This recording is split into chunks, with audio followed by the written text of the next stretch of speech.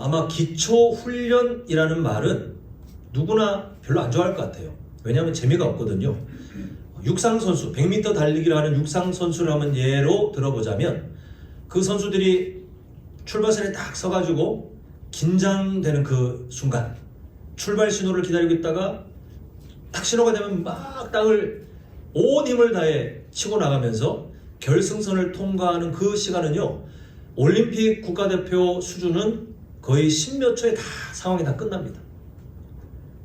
정말 순식간이면 짧아요, 그죠? 그런데 그 선수들이 그 경기 자체는 짧지만 그 경기를 준비하며 오랫동안 훈련했던 기초훈련, 그 기초훈련은 측정할 수 없을 정도로 정말 오랜 시간이 투자되어 있습니다. 지루할 만큼 반복되었던 기초훈련, 그 기초훈련이 있었기 때문에 각자가 각자의 국가에서 대표로 발탁돼서 그 자리에 설 수 있게 된 거예요. 아마 선수들 마음은 안 물어봤지만 그냥 불보듯 뻔한데요. 기초훈련 받는 게 재밌습니까? 아니면 이게 경기하는 게 재밌습니까? 그러면 누구나 다 경기하는 게 더 재밌다고 할 거예요. 더 흥미롭고 더 박진감 넘치고 사람들도 막 쳐다보고 뭔가 자신의 어떤 실력을 탁 드러낼 수 있고 또 평가받을 수 있는 그 시간이기 때문에 기초훈련보다, 지루한 기초훈련보다 훨씬 재밌습니다. 이렇게 대답할 겁니다. 그런데 성도님들 이미 상식적으로 다 아시지만 그 지루하고 재미없고 그리고 할 수 있으면 좀 짧게 지나가고 싶은 그 오랜 기초훈련, 근데 그 기초훈련에 충실히 해야 짧은 그 몇십 초 끝나는 그 경기가 그 선수의 최상의 기량이 나올 수 있어요. 재미없다고 소홀하거나 아니면 충분히 했다고 착각하고 그렇게 틈틈이 훈련을 빠지면 결국은, 당장은 눈에 안 띄는 것 같지만 결국은 그 경기에, 본 경기에 가서 자신이 할 수 있는 기량을 최대한 내지 못할 것이 너무나 뻔한 일입니다.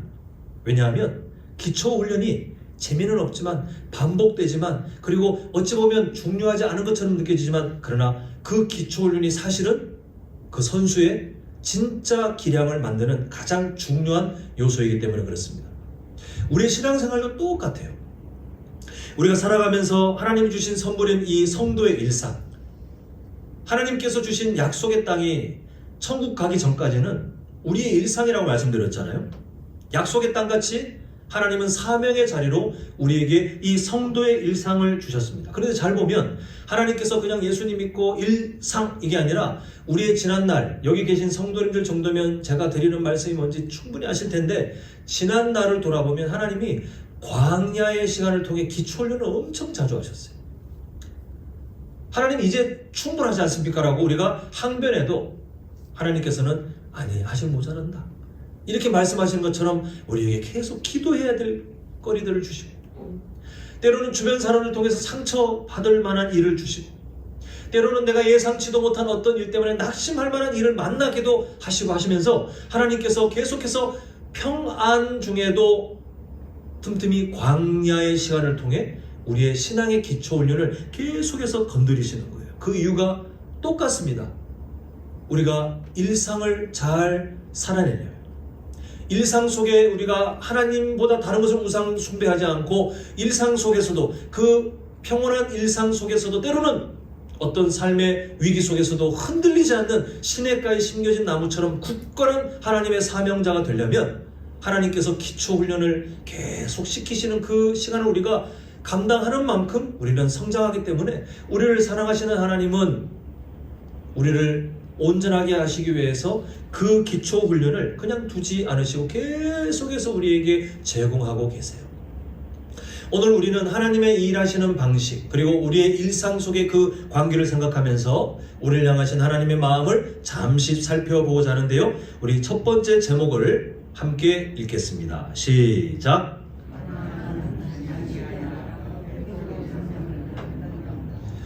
우리가 계속해서 가나안 땅의 특징에 대해서 지금 몇 주째 계속 보고 있지만, 성도님들의 머릿속에 어느 정도 이제 반복되는 내용으로 가나안 땅이 그런 거였지, 이렇게 아마 확인은 하셨겠지만, 우리의 본능적인 연약함은요, 자꾸만 하나님의 약속의 땅 가나안하면 뭔가 쉼이 있는, 고생이 없는, 그냥 평안한 그런 뭔가일 것 같은 그런 목마름이 자꾸만 우리 안에서 올라오게 돼요. 근데 실제로 하나님께서 이스라엘 백성들에게 약속의 땅을 예비하신 다음에 그 다음에 본격적으로 이스라엘 백성들이 약속의 땅을 마주해야 할 때 하나님이 주신 명령이 뭐냐면 너희들 들어가서 쉬어라, 들어가서 평안한 나라를 보내라가 아니라 진멸하라 라고 하는 아주 무서운 명령을 내리세요. 여기 진멸하다라고 번역된 히브리어 헤렘은 그냥 국가 간에 옛날에 막 정복하고 그리고 한 나라가 망하고 한 나라가 그 나라를 집어삼키고 하는 그런 파괴적인 그 어떤 의미 없는 아니 욕망이 넘치는 그런 싸움이 아니고 진멸하다라고 번역된 그 히브리어의 의미가 뭐냐면 완전히 치워버리다의 의미가 있어요. 그래서 이 헤렘, 진멸하라, 이걸로 세상 사람들이 하나님이 되게 잔인한 하나님이라고 생각하고 또 명령 보면 진짜 무섭잖아요. 막 다 그냥 칼로 막 진멸하라. 근데 하나님께서 주신 그 진멸하라의 의미가 치워버리라의 의미를 담고 있는 이유가 있더라는 것입니다. 그 죄의 특징을 잘 보면 이해가 되는데요. 이 죄의 특징을 마치 몸속에 있는 암처럼 비유하면 이해가 좀 쉽게 됩니다. 제가 이유를 두 가지 한번 보겠는데, 첫 번째, 완전히 없어지게 치워버려라 했던 그 헤렘을 명령하신 첫 번째 이유가 뭐냐면 화면에 뭐라고 되어 있죠? 뭐가 가득했죠? 그 땅에 죄가 가득했기 때문에 하나님께서는 그 땅에 가득한 죄를 하나님께서 뭐 알아서 심판하실 수 있지만 하나님께서 여러 복합적인 이유를 가지고 하나님이 훈련하여 예비하신 이스라엘 백성들을 통하여 그 땅에 가득한 죄를 치워버리길 바라셨어요. 결국 하나님께서 가나안 땅을 약속의 땅으로 정해놓으신 이유가 그 땅이 무슨 성지, 거룩한 어떤 신비로운 기운이 흐르는, 정기가 흐르는 그게 아니라 오히려 죄가 가득한, 마치 몸속에 암덩어리가 되게 큰 게 있는 걸 알면 당장 할 수 있으면 당장 의사가 수술해서 그걸 없앨 겁니다. 치워버릴 거예요. 몸속에 암덩어리를 남겨두면 좋다라고 말하는 의사는 없잖아요. 그 암덩어리를 치워버릴 거예요. 하나님의 마음이 똑같습니다. 그 안에 있는 가득한 죄, 온갖 하나님을 부정하며 생겨난 모든 것들, 뭐 거기에 이런 거 그런 것들은 증상이고 원래 본질적인 죄의 형태는 하나님을 부정하는 가나안 족속들의 그 오래된 죄의 근원, 하나님께서는 그 죄의 근원을 그 땅에서 치워버리기, 마치 수술하여 제거하는 것처럼 치워버리기를 결정하셨습니다. 자, 우리 한번 신명기 9장 5절 중반절까지 보면요, 하나님께서 이렇게 말씀하시죠.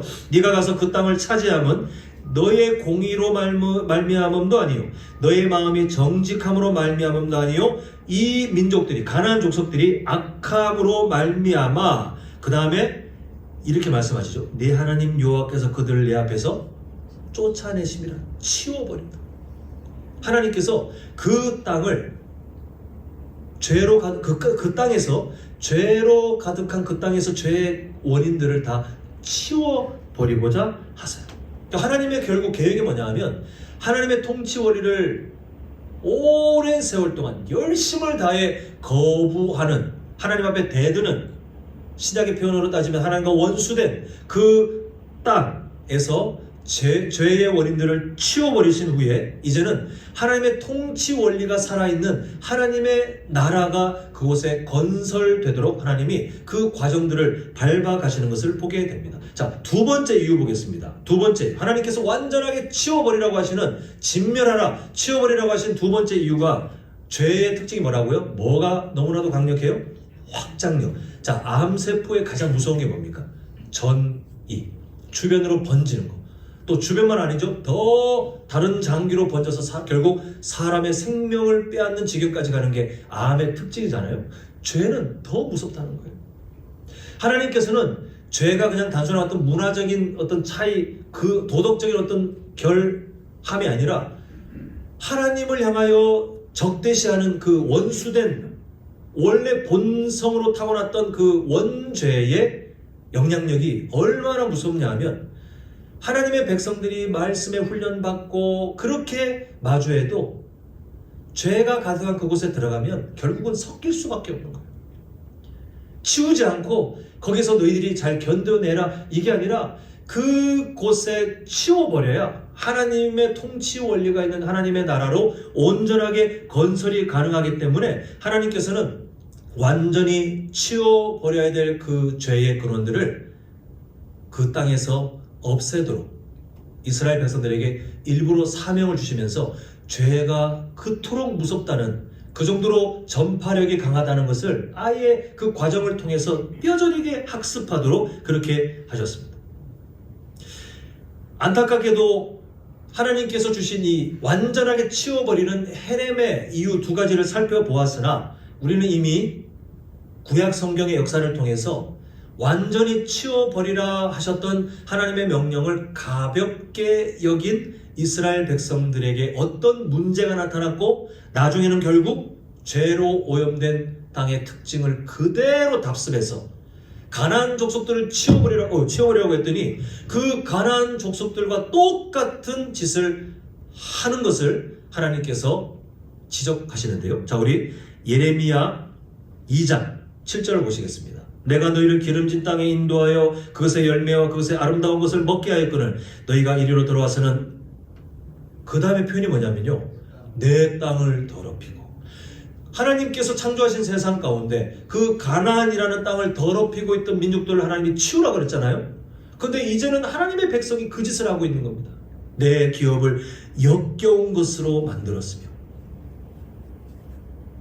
끊어내고 구별된 삶을 살아야 되는데 하나님께서 치워버리라고 하신 그 하나님의 마음을 이해하지 못하고 적당히 타협하고 적당히 사모하고 적당히 섞여 살다 보니 어느 날 하나님의 백성이 가나안 족속을 향해 하나님께서 분노하시는 것과 같은 지금 하나님의 야단을 듣고 있는 것을 보게 됩니다. 결국 이 가나안 족속처럼 변질된 이스라엘 백성들은요, 훗날 강대국 아수르와 바벨론을 통해 그 땅에서 치워버림을 당하게 돼요.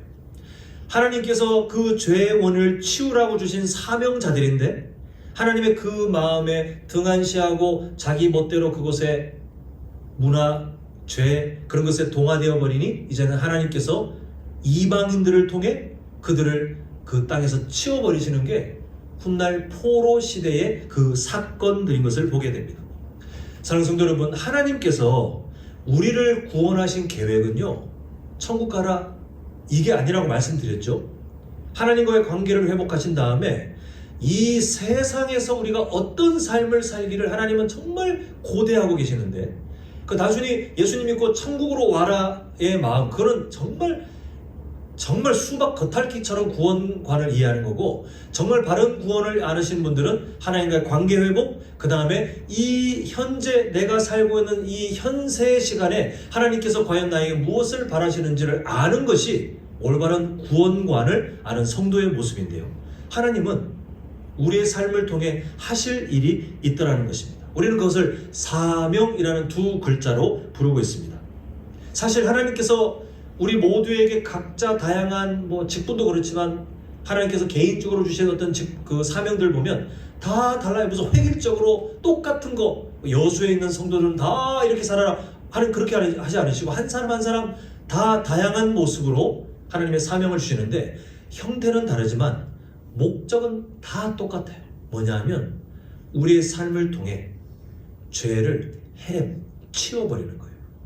하나님께서 우리에게 맡기신 사명이 바로 거기에 있습니다.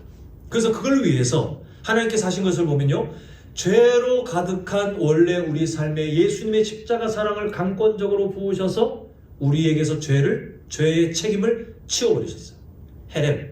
우리에게 나타나는 그 죄의 증상들은 습관이고 죄의 책임, 죄의 책, 이것은 하나님이 예수님의 십자가 사랑으로 치워버리셨어요. 그리고는 우리에게 뭐라고 하시냐면 내가 너희들 삶의 죄의 책임을 치워버린 것처럼 이제는 너희들의 삶을 통해 너희들이 살아가는 삶의 자리마다 사명의 자리마다 그곳에 죄의 원인들을 하나하나 치우며 살아가라. 거룩한 땅으로 만들라. 이게 바로 하나님께서 성도들에게 주신 사명입니다. 한번 예를 들어보자면요.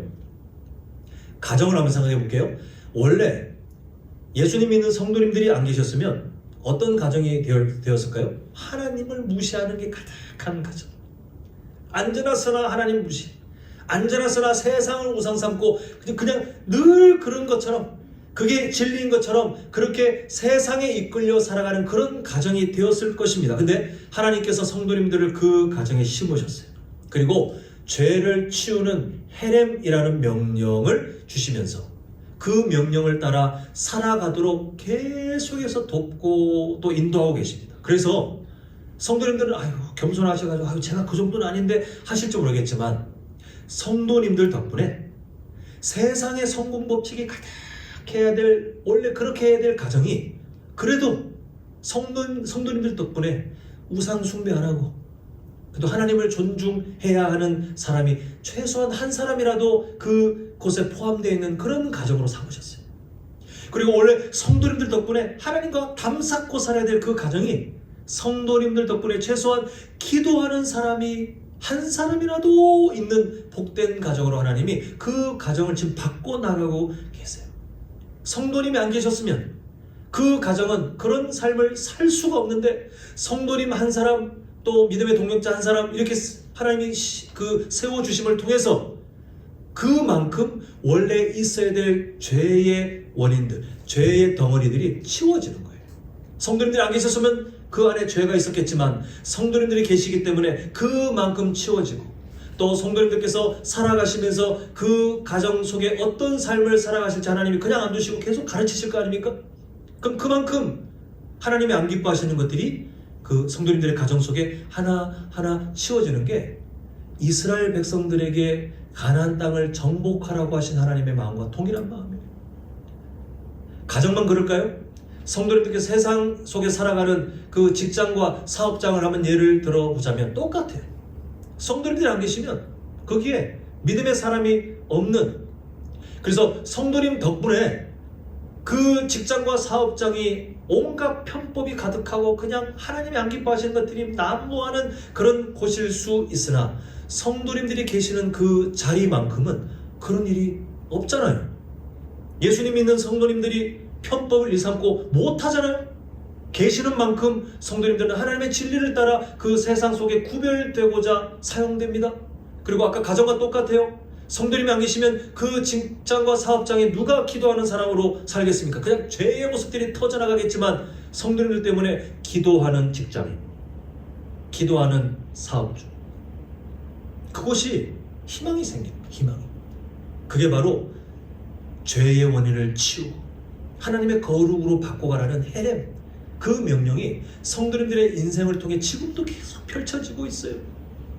이게 구원받은 사람을 통해 역사하시는 하나님의, 지금도 포기하지 않고 우리를 인도해 가시는 하나님의 열심입니다.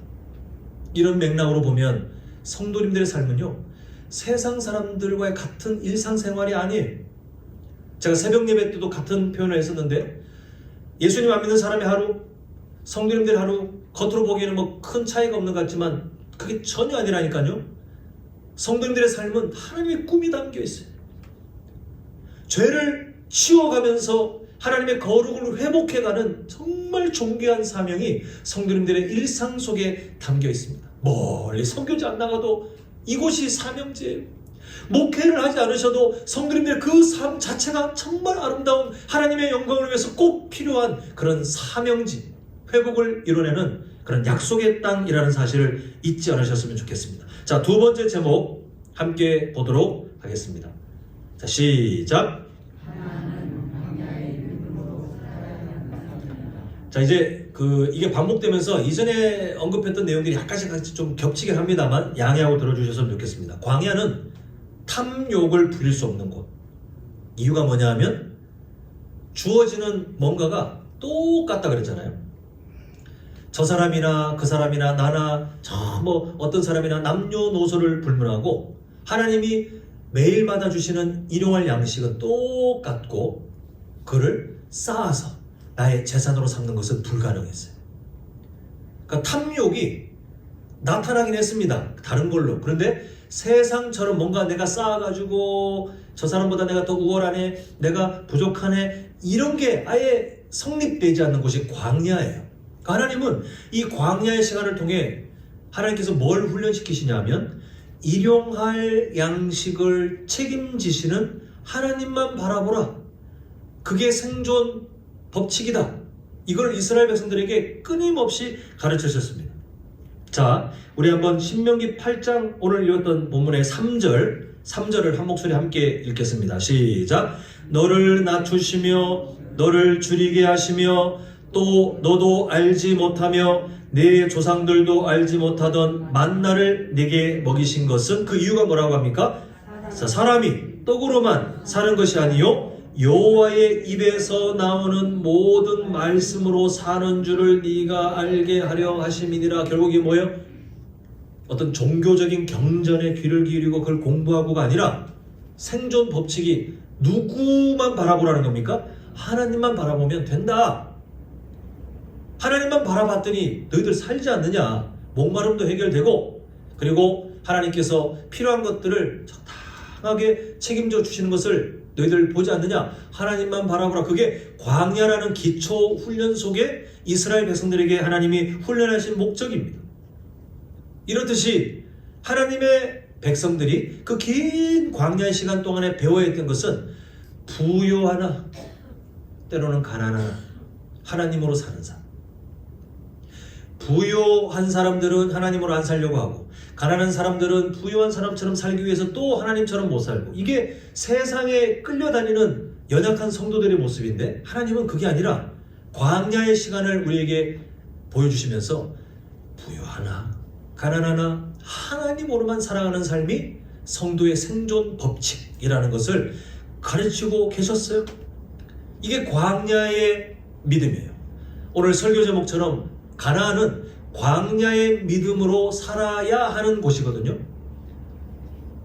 그렇게 생존 법칙, 하나님으로 살아가는 그 방식, 그 방법을 터득하고 그 다음에 가나안 땅에 가야 겨우 마음을 지킬 수 있습니다. 그런데 오늘 본문 신명기 8장 우리가 일부분을 쭉 봤지만 어떤 우려가 있냐면, 이제 광야에서는 그렇게 살았지만 약속의 땅에 가서 뭔가 자신이 뭘 해서 얻어내는 것처럼 착각하기 시작하고, 그러면 하나님을 잊을까봐 그 욕심, 내가 했다, 나의 노력이다, 나의 힘으로 이걸 이뤄냈다라고 착각하며 하나님을 잊을까봐 우려하는 내용이 길게 기록되어 있는 것을 우리가 오늘 함께 읽었어요.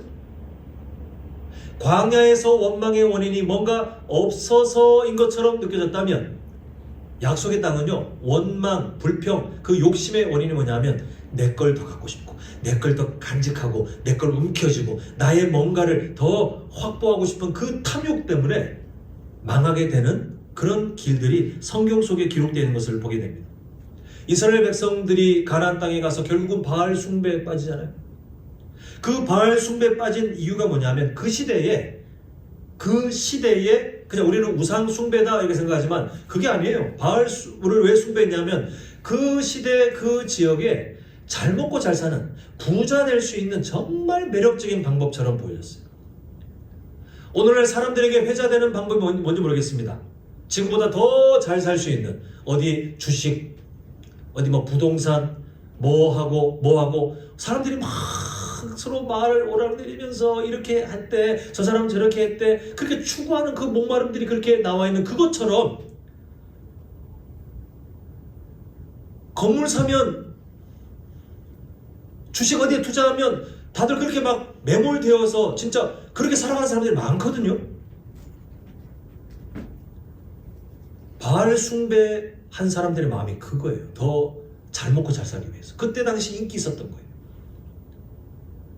그때 당시에 그렇게 하면 좀 나은 삶, 좀 더 내 것을 움켜쥘 수 있는 삶, 남들보다 인생 역전할 수 있는 삶, 그게 바알을 숭배하면 가능하다 믿었기 때문에 그렇게도 지겹게 하나님이 그렇게 징계하셨지만 이스라엘 백성들이 바알 숭배를 끊어내지 못했습니다. 결국 그 탐욕 때문에 하나님이 주신 약속의 땅에서 쫓겨나게 되잖아요. 이스라엘 백성들이. 사랑하는 성도 여러분, 하나님께서 가나안을 앞두고 이스라엘 백성들을 끊임없이 그 긴 시간 동안 광야의 시간을 통해 기초 훈련을 하셨던 그 이유를 꼭 기억하십시오. 그때 배운 믿음을 잃어버리지 않아야 살 수 있기 때문에. 그때 기초 훈련을 잘 받아서 하나님만 바라보고 살아야 내가 생존하는구나, 하나님만 내가 의지해야 내가 온전히 살 수 있구나, 그 믿음을 잃어버리지 않고 약속의 땅에 가서도 하나님을 잊지 않고 살아갈 수 있는데, 그 기초 훈련이 연약하다 보니 곧 하나님을 잊어버렸던 그 이스라엘 백성들의 우리의 연약한 모습들을 우리는 충분히 보았습니다. 하나님께서 우리의 일상을 선물로 주셨어요. 구원받은 성도로 하나님과 원수된 존재로 망해가는 그 시간을 살아도 우리가 할 말이 없지만, 하나님께서 우리를 부르셔서 하나님의 자녀로 살아갈 수 있는, 그렇게 일상을 마주할 수 있는 그 삶을 우리에게 주셨습니다. 어떻게 사셔야 될까요? 광야에서 하나님이 가르치셨던 그 신앙의 기초, 우리가 굳이 광야에 일부러 들어가서 배울 필요 없잖아요. 지혜롭게 성경 속에 나와 있는 하나님으로 살아가는, 하나님으로 그냥 살아가고자 몸부림치는 그 믿음, 다른 것을 의지하지 않고 하나님께 철저히 무릎 꿇고, 심지어 하나님 때문에 내 인생이 그냥 끝난다 할지라도 그게 정답이다라고 믿고 살아갈 수 있는 그 믿음, 하나님 때문에 마음 상하고, 하나님 때문에 약자가 되고, 하나님 때문에 내가 세상의 손해를 감수해도 괜찮다 생각하는 그 믿음, 그 믿음으로 우리의 일상을 살아가야 우리는 겨우 우리 안에 연약함, 세상이 우리를 덮치는 유혹들을 이겨낼 수 있습니다. 우리 성도님들의 삶이 그런 복된 삶으로 하루하루 더 성장해 갈 수 있기를 간절히 소망합니다. 자, 마지막 세 번째 제목 한번 같이 읽겠습니다. 시작. 가나안은 영적 승리를 배우는 땅입니다. 이전 시간의 주제였는데 기억나십니까? 가나안은 인생의 성공이 아니라 영적 승리를 배우는 땅이에요. 이전 시간에 나눴던 진리를 약간 정리한 다음에 오늘 주제와 좀 연결을 시켜보고자 하는데요. 우리는 자꾸만 인생의 성공을 어떤 목적, 우리가 도달할 목적지로 생각합니다. 근데 하나님은 다르다 그랬잖아요. 하나님은 우리에게 인생의 성공을 목적지로 삼으신 적이 한 번도 없어요. 하나님께서는 우리가 어디에 있든 영적 승리를 배우는 삶으로 만들어 가시는 것, 그게 하나님께서 우리를 향해 갖고 계신 목적이었다는 것을 보았습니다. 인생 성공은 내가 세상에서 뭔가 남들에게 자랑할 만하고, 아니면 내가 만족할 만하고 그런 것들, 그 어떤 것들을 쌓아가는 게 세상 사람들은 인생의 성공이라고 믿어요. 근데 그게 교회 안으로 들어와서 사람들이 그게 마치 하나님의 복인 것처럼, 그게 마치 하나님께서 주시는 목적지인 것처럼 강단이 오염되고 성도들의 삶이 오염되면, 하나님의 마음은 여기 있는데 이쪽만 바라보면서 주여 주여 외치는 이상한 종교 집단이 된다니까요. 하나님께서는 우리에게 인생의 성공을 허락하실 수도 있고, 어떤 과정으로 사용하실 수도 있고, 아니면 안 주실 수도 있어요. 근데 하나님이 우리에게 꼭 주시고자 하는 그거를 마음속에 꼭 담으셔야 돼요. 그건 영적 승리예요. 우리가 성경 속에 정말 다양한 이 사례들을 보지 않습니까? 이전에 본 것처럼 사울 왕, 솔로몬 왕, 둘 다 세상적으로 보기에는 사람들이 부러워할 만한 인생 성공을 점 찍었던 사람입니다. 그러나 결과는 하나님 앞에 영적 실패였어요. 왜요? 하나님을 존중하는 기초훈련, 하나님으로 살아가는, 하나님으로 만족하는, 하나님으로 기뻐하는 그 기초훈련이 연약한 상태로 살다 보니 나의 만족, 사람들의 말에 귀를 기울이고 쾌락에 빠지고, 하나님의 분명히 왕으로 잘 백성들을 섬기라고 지혜를 주셨더니 그 지혜를 가지고 자기의 뭔가를 움켜쥐고 탐욕, 자신의 어떤 명성, 그런 것들을 채웠던 어떤 그 왕들의 모습처럼 결국은 처음은 좋았지만 영적 실패로 던져지는 불쌍한 인생이 되는 것을 보게 됩니다. 그렇게 의지했던 인생 성공의 어떤 요소들도 사울 왕과 그 솔로몬 왕을 보니까요, 나중에 별로 도움이 되지 않아요. 그게 그 사람들의 삶을 책임지지 못하더라고요. 그 하나님께서는 우리가 이 사람들처럼 영적 기초 훈련에 소홀하여 하나님으로 살아가는 그 믿음을 등지고 자꾸만 교회는 다니는데 다른 뭔가를 사모하고, 교회를 다니는데 다른 뭔가로 기뻐하려 하고, 교회는 다니는데 자꾸만 다른 뭔가를 통해서 마음의 어떤 힘을, 또 인생의 어떤 목적지를, 잘못된 길을 찾지 않도록 하나님은 그래서 우리에게 때때로 광야의 시간을 허락하셔서 우리를 자꾸 다듬어 가시는 거예요. 하나님의 마음이 바로 거기에 있습니다.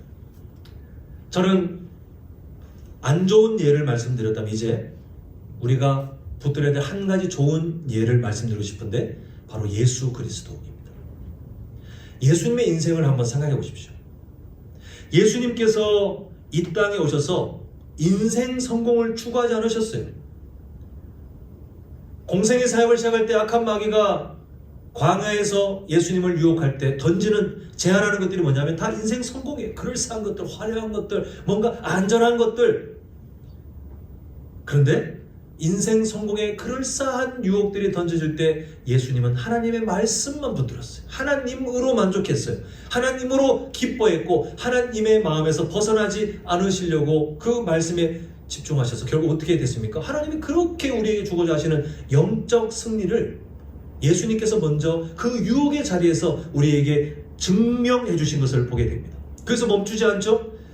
최고의 궁극적인 최종적인 승리, 예수님의 십자가사랑 그 낮고 낮은 자리, 인생 성공과는 전혀 어울리지 않는 그 비참하고 너무나도 고독한 자리지만, 그러나 하나님의 마음이 있는 그 자리에 예수님께서 순종함으로 나아가셨더니 오히려 그 삶을 통해 완전한 승리를 이루셨고 우리에게도 예수님이 승리의 보장이 되어 주시는 것을 보게 됩니다.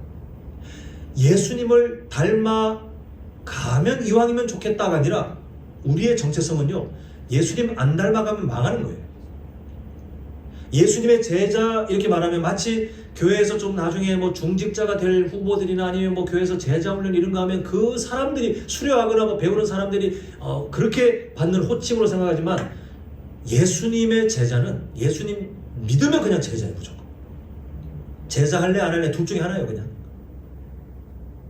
예수님을 닮아가야 하고 예수님의 제자여야 하는 우리의 삶이 동일해요.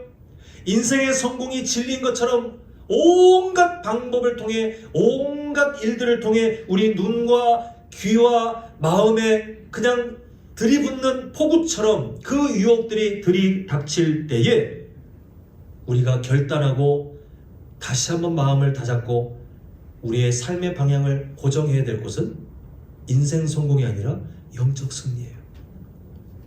성도님들이 기도 제목이 되셨으면 좋겠어요. 부모님 세대로 자녀들을 위한 기도를 할 때 이런 기도 제목을 잃어버리지 않으셨으면 좋겠습니다. 자꾸만 교묘하게 인생 성공을 갖다 와서 그것으로 내 아이의 삶을 포장해주고 싶은 부모님의 사랑은 이해되지만, 그렇게 하면 그렇게 망해요. 그렇게 가르쳐 놓으면 그렇게 망해요. 우리 자녀들이. 영적 승리가 삶의 목적이 되는 인생.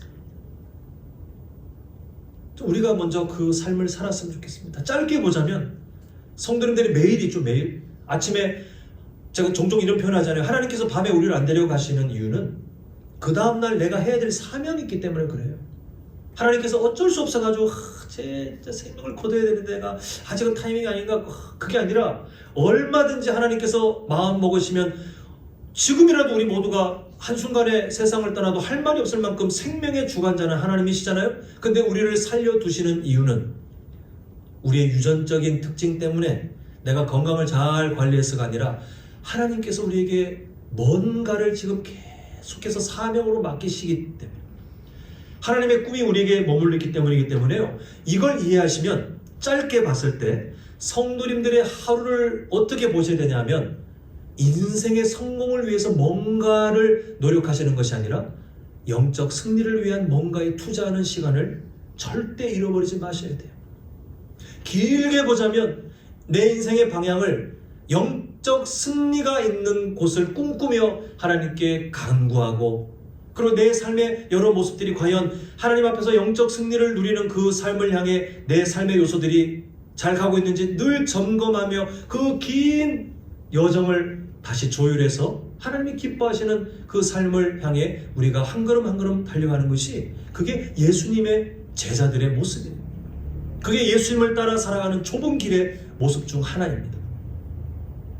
그렇게 살아가야 하나님께서 우리를 통해 하나님이 뜻하신 바 죄를 치워버리는 헤렘, 그 명령이 우리 삶에 실현되어 우리가 있는 그곳이 곧 하나님의 거룩한 땅이 되도록, 우리가 살아 몸부림치는 가정, 교회, 직장과 사업장이 나 때문에 연약하지만, 그러나 나 때문에 그 죄가 치워지는 영역만큼 하나님의 거룩이 회복되도록 하나님이 우리를 사용하신다니까요. 얼마나 신나는 일입니까? 우리는 그런 하나님의 꿈이 담겨진 참 존귀한 인생이 아닐 수 없습니다. 이제 말씀을 맺겠습니다. 우리는 예수님 잘 믿고 싶잖아요. 근데 그냥 그렇게 못 살아요.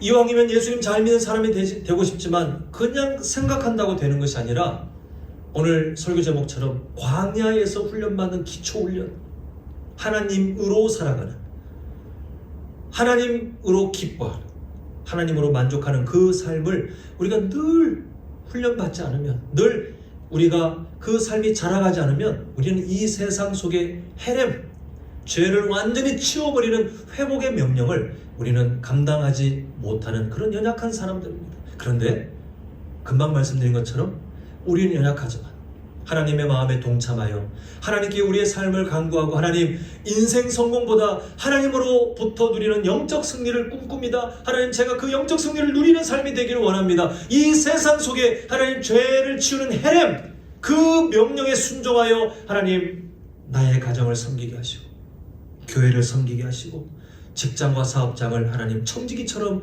도우며 섬길 때에 하나님 저를 도와주시옵소서. 그럼 하나님이 우리를 사용하시는 거예요. 그게 우리가 말하는 삶의 예배의 한 부분입니다.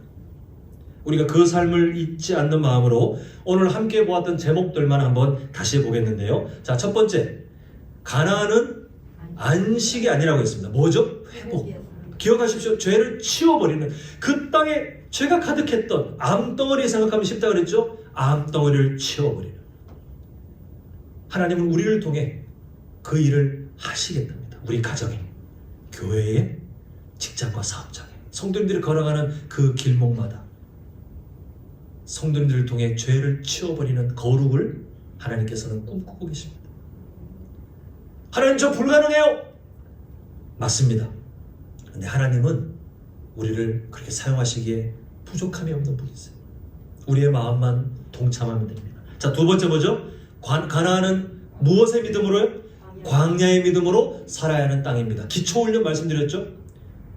운동선수들이 평소에 기초훈련 안 해놓으면 경기 때 기량이 뚝 떨어지는 것처럼, 우리가 광야에서 하나님이 가르치셨던 그 믿음, 하나님으로 살아가는 그 믿음, 그걸 가지고 일상에서 살아야 우리가 유혹 이기고, 우리 연약함 이기고, 하나님의 마음 온전히 알고 그렇게 살아갈 수 있는 힘을 겨우 얻게 되기 때문에, 성도님들, 하나님으로 살아가는 광야의 믿음을 늘 점검하셔서 잃어버리지 마셔야 되겠습니다. 자, 마지막, 가나안은 영적 승리를 배우는 땅.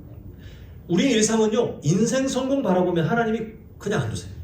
사랑하기 때문에 그 반드시 꺾어버리십니다.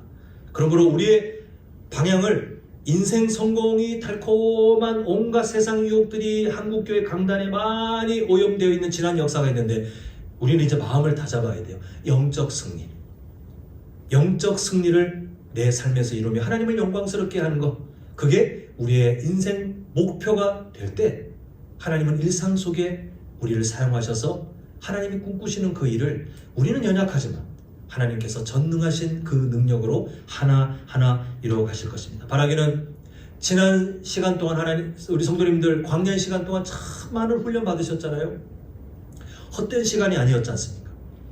하나님이 어떠한 분인지 알았고, 내 생명, 내 인생, 내 마음대로 되지 않고 하나님 없이는 내가 생존할 수 없다는 거 철저히 배우신 지난 시간이잖아요. 그 믿음 잃어버리지 마시고, 일상 속에 철저히 하나님을 존중하는 그 경건의 습관을 앞으로 더 성장의 은혜로 누리셔서 이 삶에서 하나님께 온전한 예배를 드리며 살아가는 우리 모든 승리자들 되시기를 간절히 축원합니다.